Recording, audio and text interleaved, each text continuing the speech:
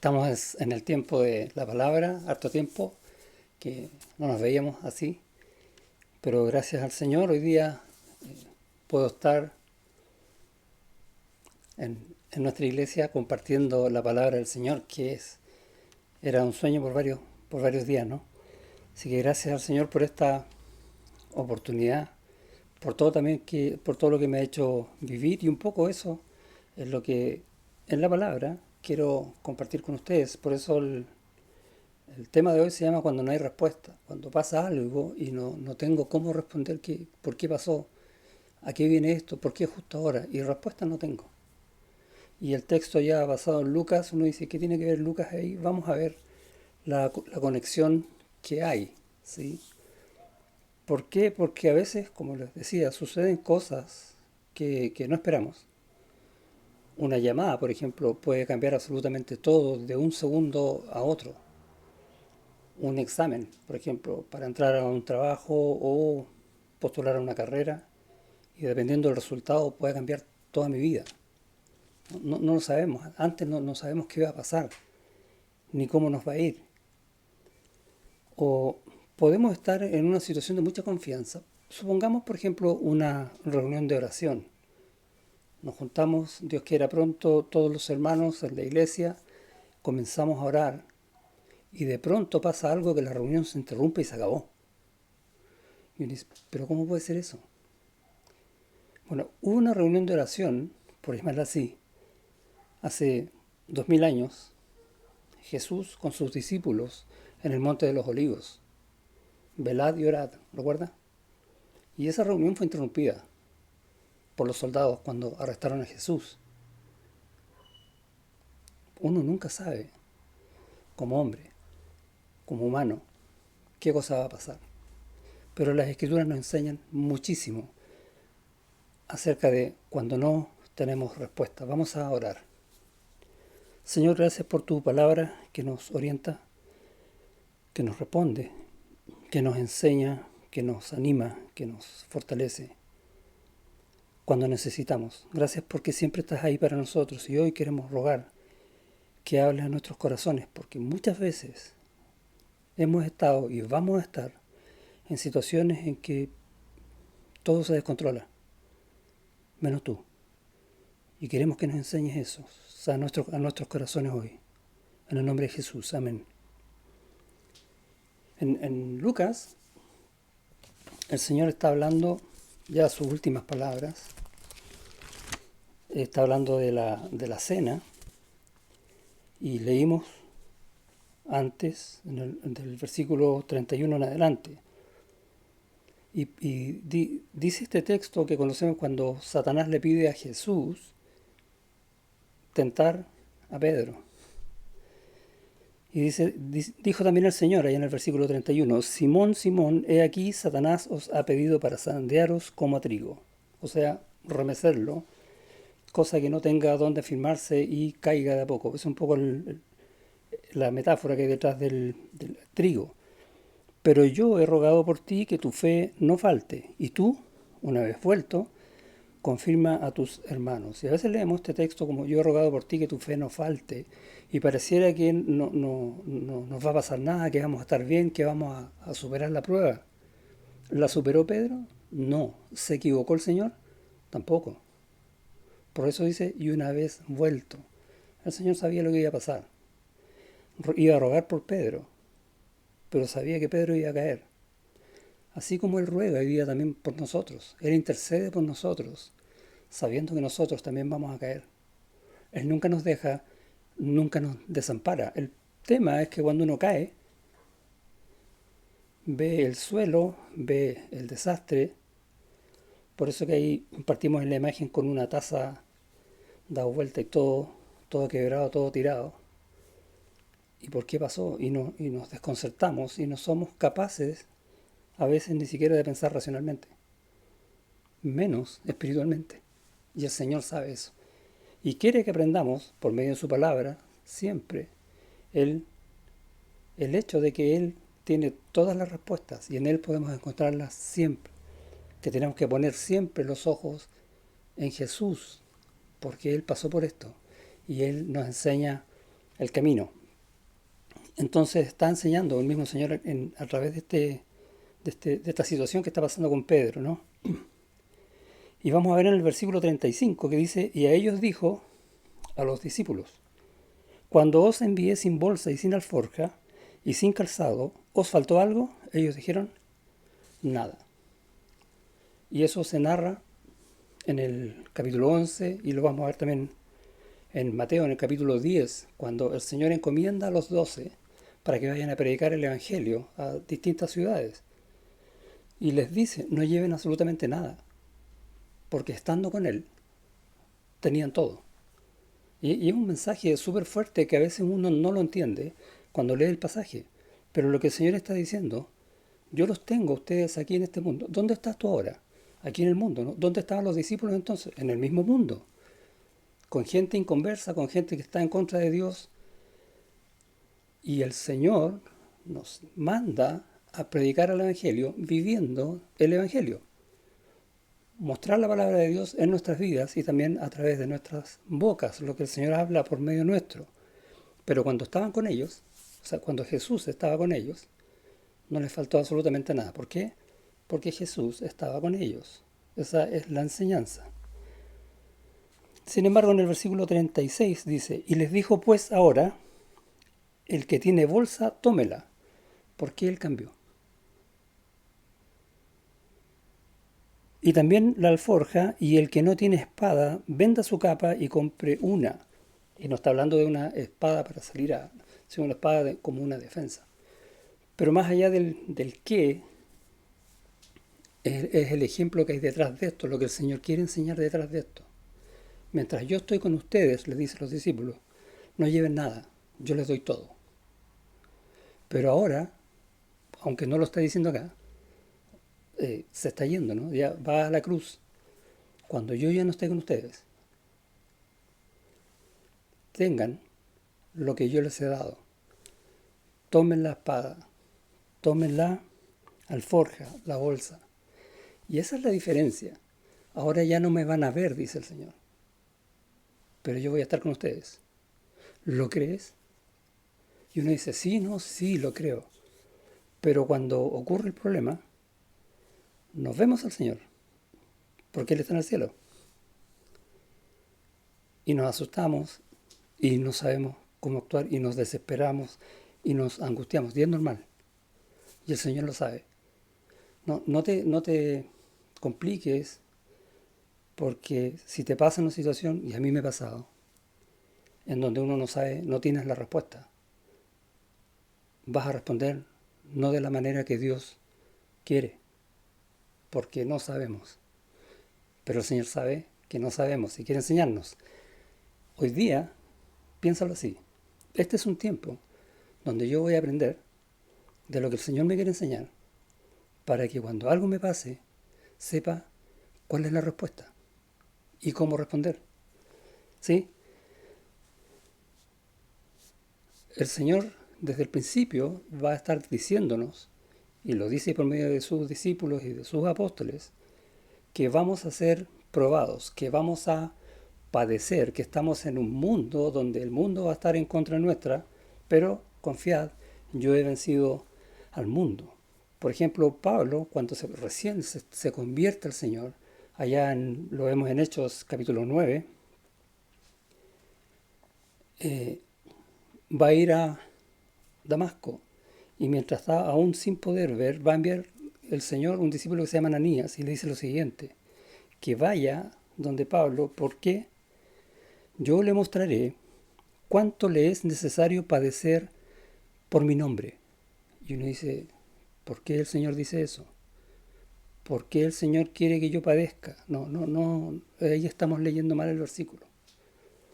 Lo que el Señor está diciendo es que por causa de Él, porque el mundo rechaza a Dios, el mundo no quiere a Cristo, no quiere nada que tenga que ver con Cristo, y eso nos incluye a nosotros.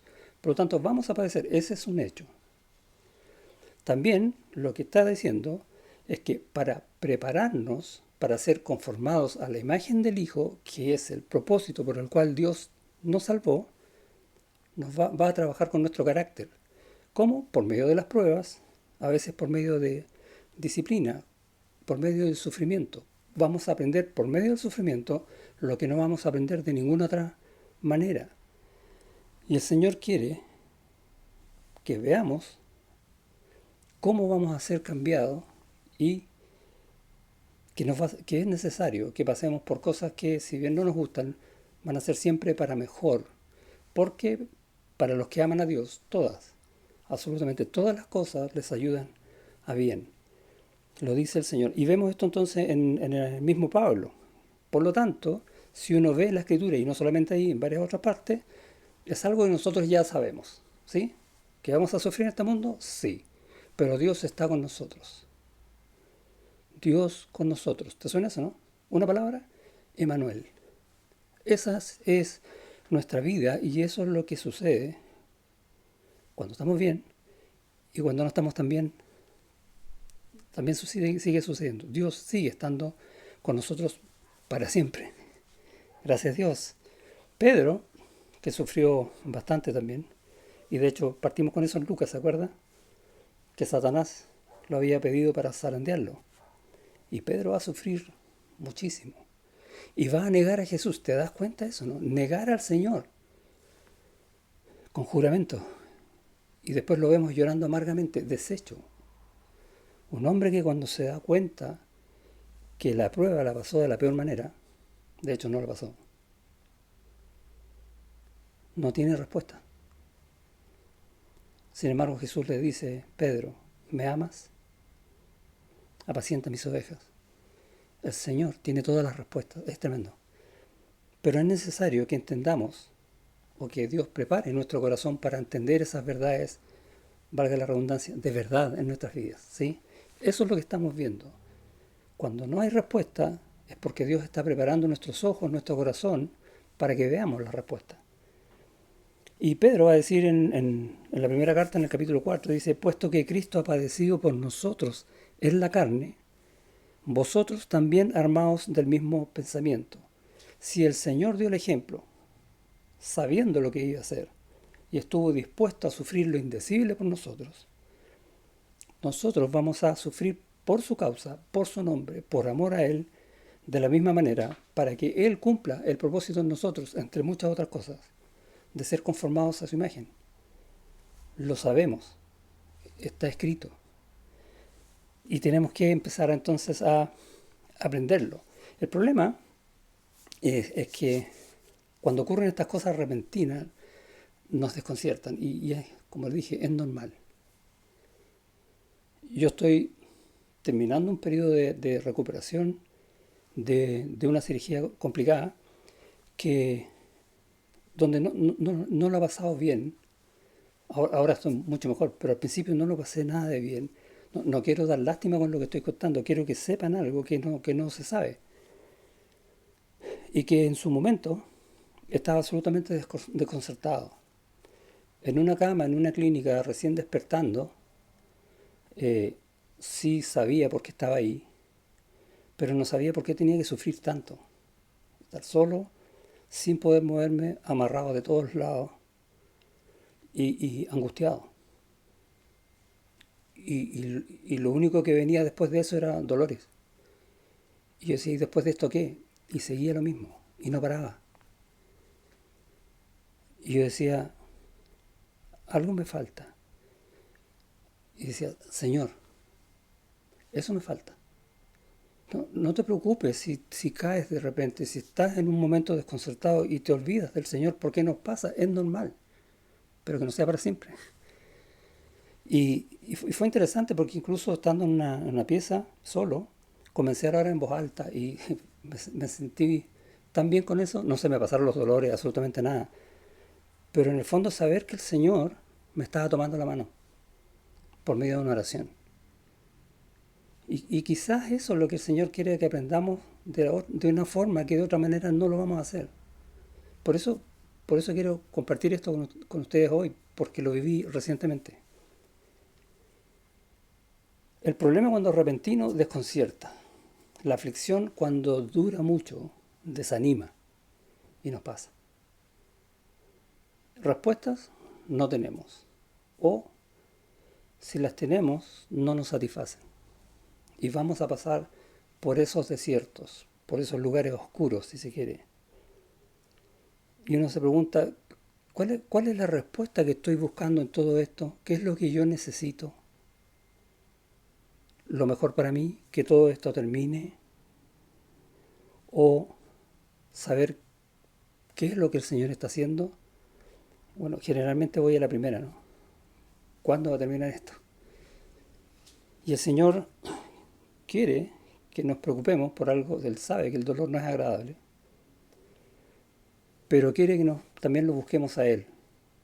Él que sufrió todo por nosotros, puede consolarnos, puede confortarnos, puede animarnos, pero lo mejor de todo es que nos va a enseñar. Y es buscar, Señor, ayúdame en esto. Y cuando yo digo algo así, cuando tú dices, Señor, ayúdame, ¿qué estás declarando?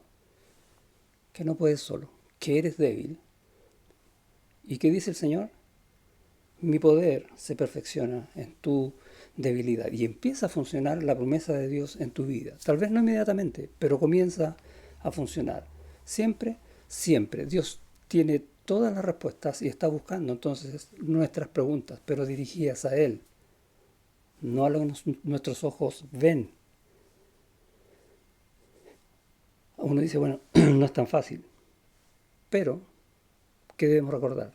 Que nosotros somos de Cristo, que nosotros estamos en Él y Él en nosotros, ¿o no? ¿Crees eso? ¿Eres creyente? ¿Estás en el Señor? Por lo tanto, todo lo que te pasa en el Señor, no aparte. Así que no lo apartes, no lo separes, porque está ahí también. Y dado que somos de Cristo, entonces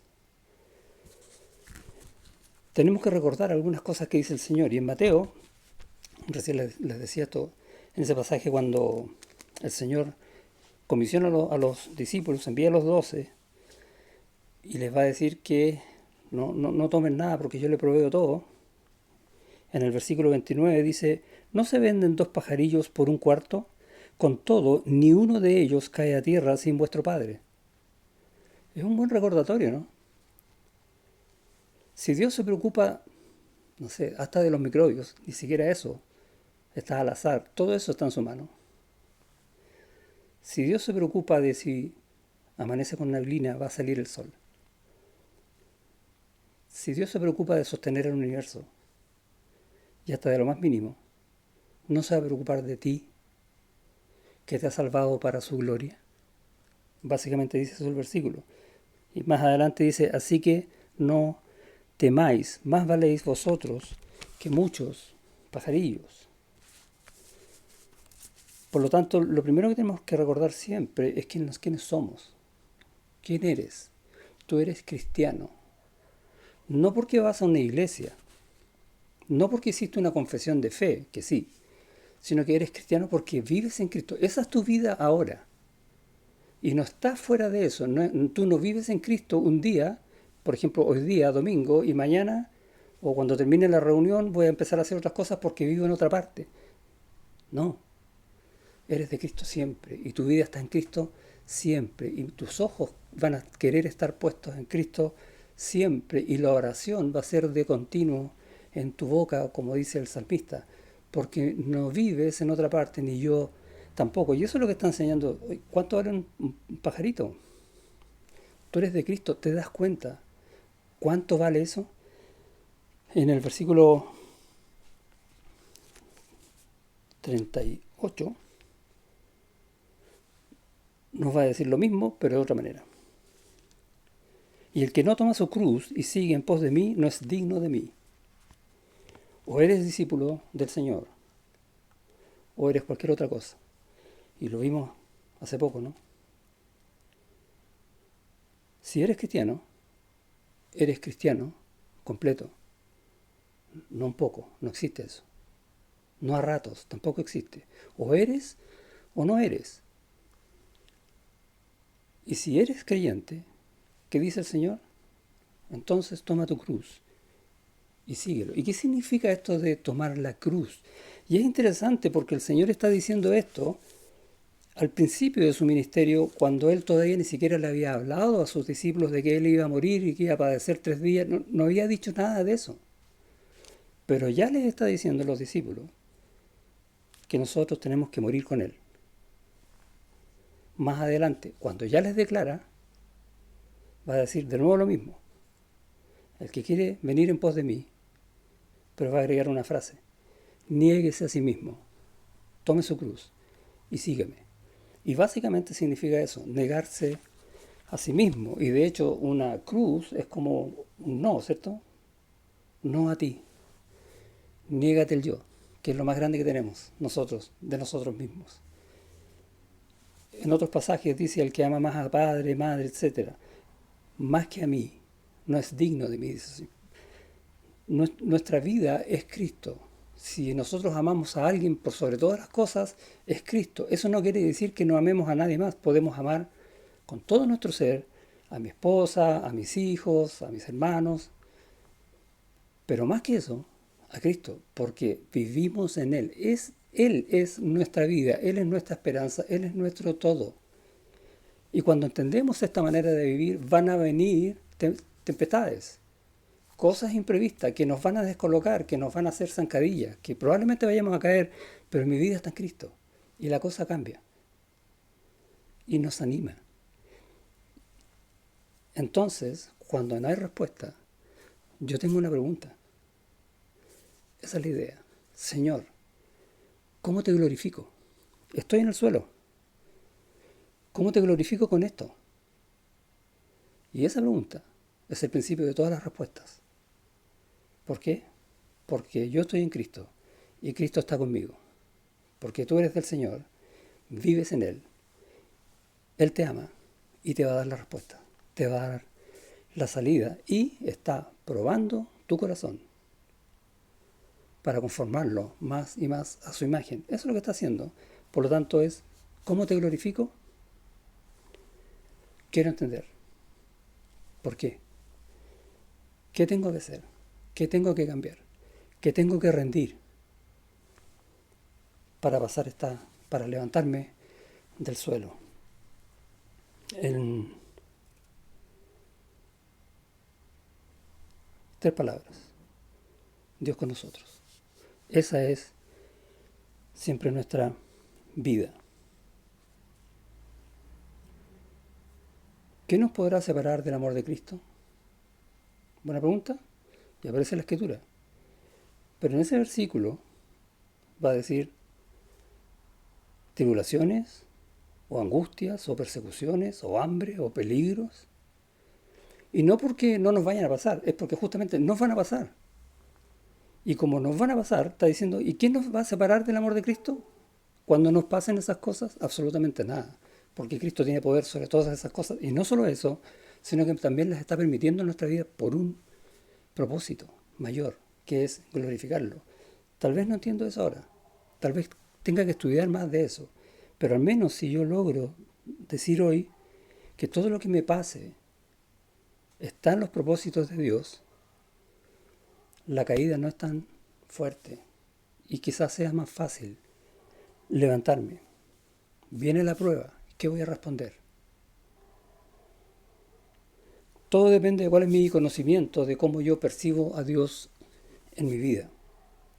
Y muchas veces nos acostumbramos tanto a este mundo, a estar acá, y escuchamos tanto de cómo Dios nos ama, que Cristo es nuestro amigo, que es verdad, ¿cierto? Sí. Que tomamos a Cristo como un amigo. Oye, ayúdame. Y le restamos la gran majestad que tiene el Señor. Y lo achicamos. Y cuando nosotros achicamos al Señor, alguien así de ese porte, en realidad no puede ayudarnos mucho. Y por eso sufrimos el doble. Y nosotros mismos lo hacemos.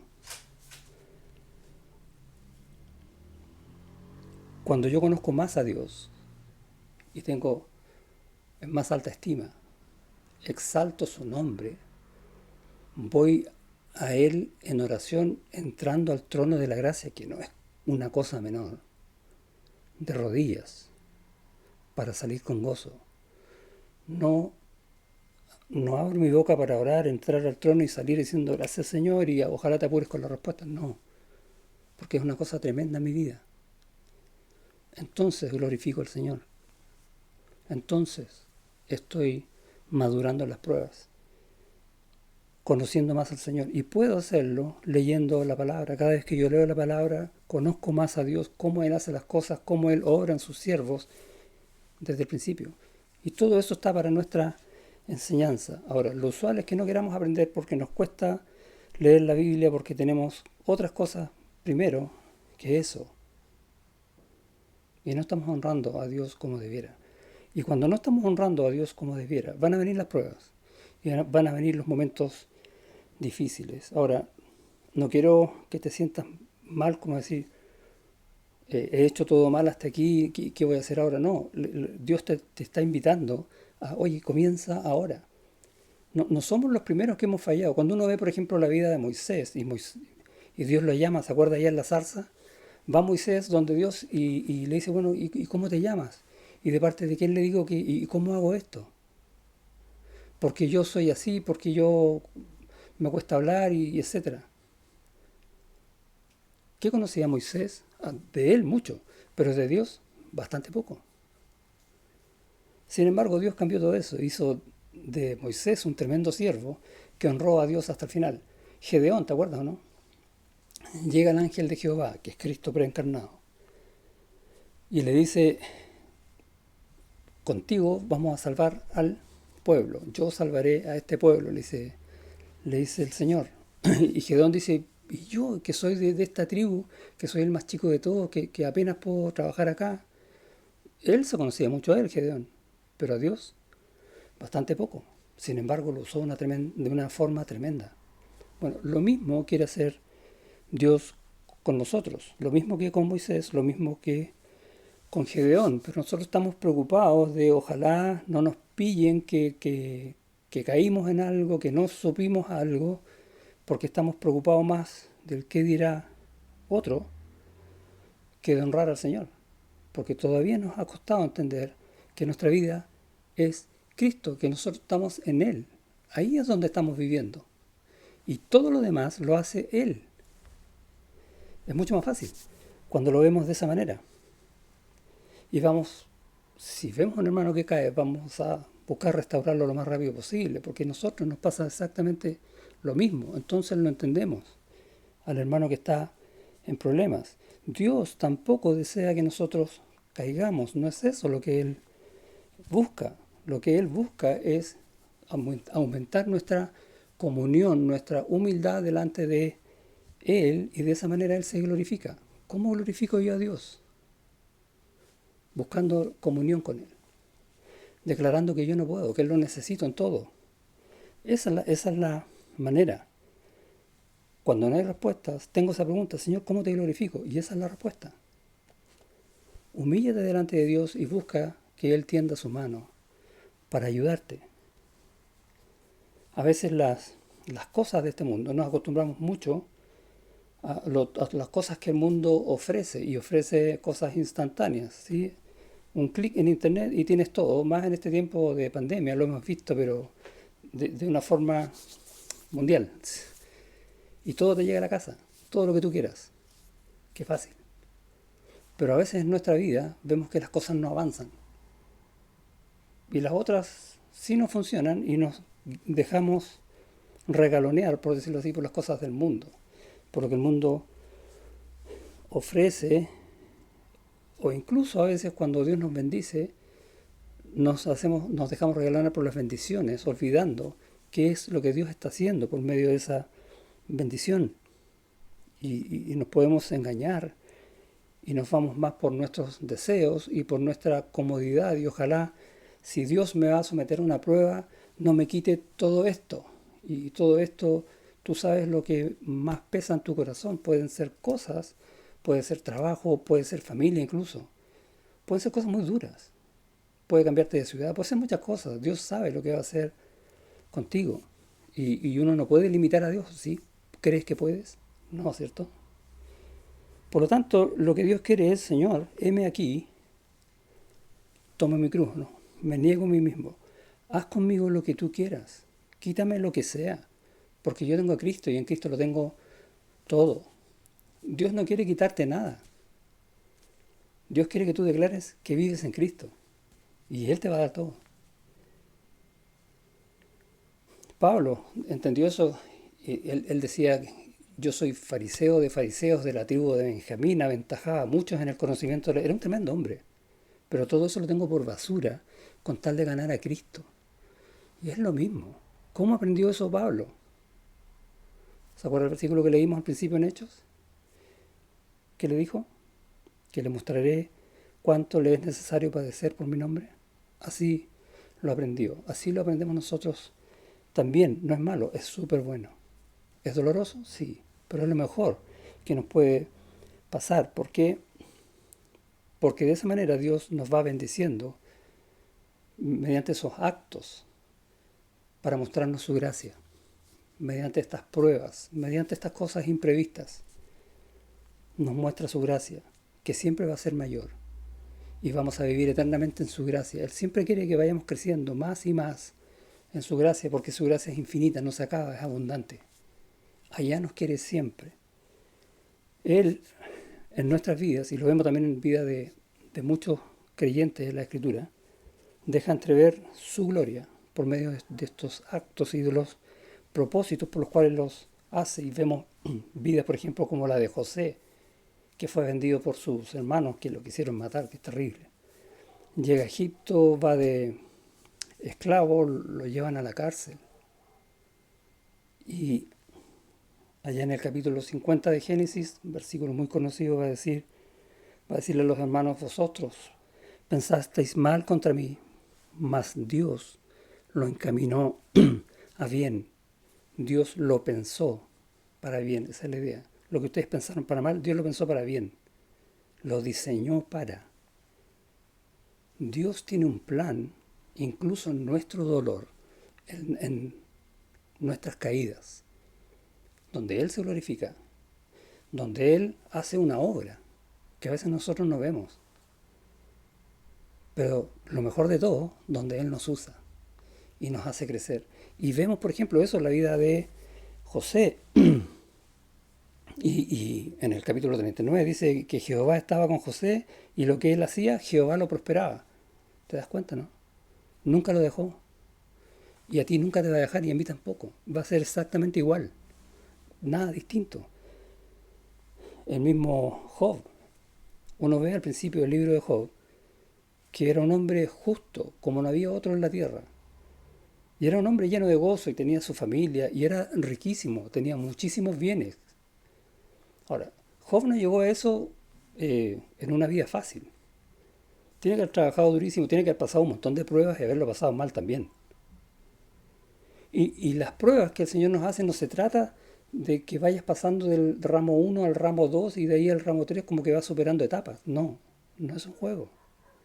A veces puede volverte al principio. Y eso fue lo que hizo con Job. Y quedó literalmente en la tierra, en el suelo. Pero aprendió algo que nadie más sabía acerca de Dios y su relación con Dios. Y es tremendo. Y dijo, por ejemplo, ¿acaso de Dios no recibiremos el mal y el bien? Sean todo Dios bendito. Tremenda frase. El mismo Pedro, como leíamos recién, en su primera carta, que es tremenda, que habla justamente de las pruebas, va a decir, amados, no os sorprendáis del fuego de prueba que os ha sobrevenido. ¿Te das cuenta de lo que está diciendo, no? Amado, que no te pille de sorpresa, porque es algo normal en tu vida. Wow, no sabía. Ahora lo sabes, está escrito. Y está escrito en la vida de tantos en la Biblia. Y está escrito con letras en la Biblia. Y está escrito en testimonios que nosotros mismos tenemos de cómo Dios ha obrado en nuestras vidas. No os sorprendáis del fuego de prueba que os ha sobrevenido como si alguna cosa extraña os aconteciese. No es extraña a nosotros, es parte de nuestras vidas para ser conformados al propósito de Dios, que es ser a la imagen de Cristo, ser nosotros glorificados, compartir nosotros su gloria. ¿Quién más puede hacer eso? Nadie. Pero Dios lo está haciendo en ti y en mí. ¿Hay respuesta? Sí. La gloria de Dios en tu vida y en la mía. porque el glorioso Espíritu de Dios reposa sobre vosotros. Eso está diciendo Pedro. Y que por vosotros es glorificado. O sea, nosotros glorificamos al glorioso Dios. Wow, es inmenso. Otro ejemplo, si quieres, puedes verlo en la misma vida de Jesús. Pero es interesante ver un pasaje en Juan cuando está frente a Pilato.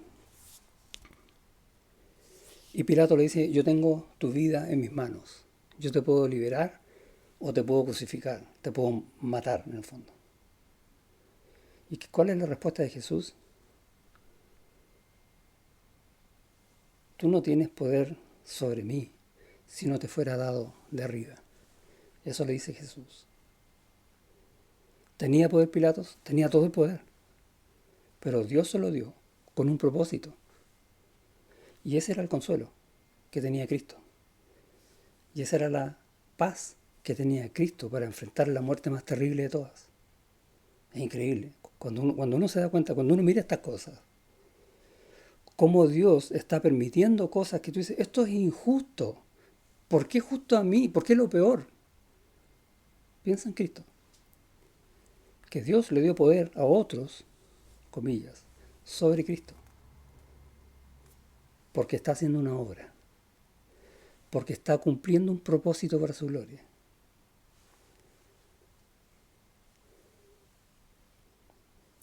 En su relación con el hombre, el Señor se humilla para vencer el pecado. Tenía que hacerlo así. ¿Y de qué nos quejamos nosotros? ¿De cuántos sufrimientos? ¿De cuánto me va a doler algo? Ahora están de moda poner las vacunas, ¿no? Y que dicen que la segunda vacuna duele un poco más. ¿Eso nos preocupa? Yo sé, duele. Pero cuando uno ve las cosas en Cristo, todo cambia. Cambia toda la perspectiva. O que me hagan trabajar más horas de las que me dijeron. ¿Es injusto? Sí, es injusto. ¿Dios lo permite? Dios lo está permitiendo. ¿Por qué? Buena pregunta. Algo está tratando en tu vida. Mira las cosas de esa manera y te va a cambiar toda la perspectiva. ¿Por qué? Porque por años nos han enseñado que nuestros trabajos son... ¿Has escuchado esto que tengo un trabajo secular? Como diciendo, yo sirvo en la iglesia, tengo mi trabajo en la iglesia, pero también trabajo fuera, tengo un trabajo secular. ¿Qué es eso? Eso no existe. Eso es mentira.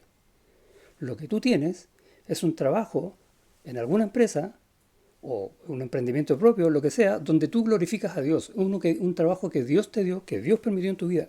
Eso es lo que tienes, donde Él también va a tratar con tu vida. Y tú lo vas a glorificar. Las perspectivas cambian. Cuando empezamos a mirar las cosas desde la óptica de Dios, como el Señor Jesucristo las miró también, para cargar en la cruz y llevarnos a Él. Era un camino prefijado por Dios y esos caminos que Dios va fijando también lo hace en nuestras vidas, también va fijando caminos en nuestras vidas y nos va usando para su obra, para su gloria en distintas cosas. Y nosotros tenemos que abrir las manos y decir, Señor, heme aquí, úsame en lo que tú quieras. Pero obviamente Dios no me va a usar si yo no estoy preparado para hacerlo. Y no es que yo me sepa toda la Biblia, no estoy hablando de eso. Estoy hablando del corazón. Humillado, humillado delante del Señor, dispuesto a que Él haga conmigo lo que Él quiera. No importa cuánto me duela, porque es Dios el que trata conmigo, el que trata contigo. Pablo dice en Romanos, hablando de esta verdad de Jesucristo, en el capítulo 15, un versículo también que es conocido, versículo 6, dice, para que unánimes, y esto le habla a la iglesia, para que unánimes a una voz glorifiquéis al Dios y Padre de nuestro Señor Jesucristo. Y esto, si uno lo ve así, se da cuenta que este es el propósito que nosotros tenemos como iglesia. ¿Cuál es? Glorificar a Dios. Unánimes y a una voz. Eso es lo que tenemos que hacer, esa es nuestra misión. Pero más adelante, En el versículo 8 va a decir, pues os digo que Cristo Jesús, mira, vino a ser siervo de la circuncisión, siervo de los judíos. ¿Quién? Cristo Jesús, Jesús, Dios, se hizo siervo. ¿Por qué nos cuesta tanto a nosotros?